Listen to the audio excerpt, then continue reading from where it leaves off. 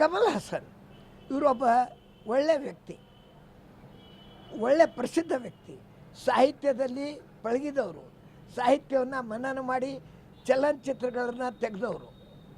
ಇಂಥ ಒಬ್ಬ ವ್ಯಕ್ತಿ ತಪ್ಪಿಯೋ ಅಥವಾ ಉದ್ದೇಶಪೂರ್ವಕವೋ ಅಥವಾ ದ್ವೇಷದಿಂದಲೋ ತಮಿಳು ಭಾಷೆಯಿಂದ ಕನ್ನಡ ಹುಟ್ಟಿದೆ ಅಂತ ಹೇಳಿದ್ದು ನಾನು ಕನ್ನಡ ಶಕ್ತಿ ಕೇಂದ್ರದ ವತಿಯಿಂದ ಖಡಾಖಂಡಿತವಾಗಿ ಖಂಡಿಸುತ್ತೇನೆ, ವಿರೋಧಿಸುತ್ತೇನೆ, ವಿರೋಧಿಸಬೇಕೆಂದು ಹೇಳುತ್ತೇನೆ.